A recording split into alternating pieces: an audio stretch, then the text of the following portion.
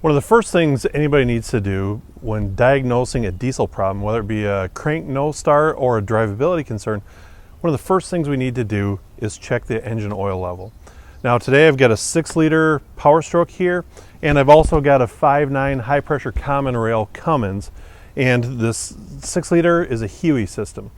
Just like the 6-liter or the 7.3 Powerstrokes, they use high pressure engine oil to actuate the injectors.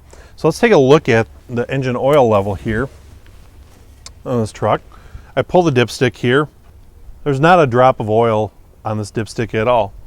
That's going to give us a good indication of why this truck might be a crank no start. This thing needs over 500 psi of high pressure oil to turn the injectors on.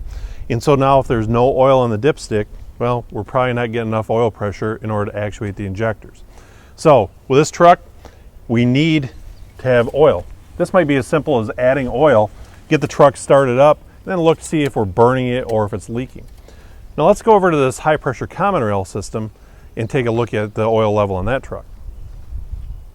Now we've got a 5.9 Cummins high pressure common rail system. Duramaxes, some of the newer Powerstrokes all use high pressure common rail systems as well. So we're not necessarily relying on high pressure oil in these trucks, but rather high pressure fuel. So as I check the oil level on this particular truck, take a look. Wow, this thing is about 1.5 quarts over full on oil. And so this is what's referred to as building oil. This truck doesn't just build oil on its own. What's happening is we're getting fuel leaking into the oil system here, and it is causing the oil level to be over full. Now what that's going to indicate to us is we might have a high pressure leak somewhere.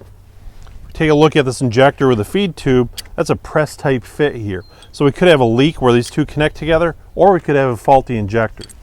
This particular truck has 208,000 miles on the original set of injectors yet.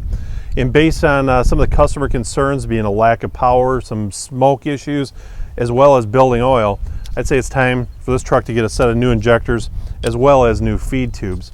While we're in here doing this, of course, we're going to change the oil, put on a new set of filters, air filter, fuel filter, oil filter as well, and get this truck ready to go for another 208,000 miles. Hopefully now you see whether you're working on a Huey system with high pressure oil or on a common rail with high pressure fuel, it's equally as important to start your diagnosis just by checking the oil level.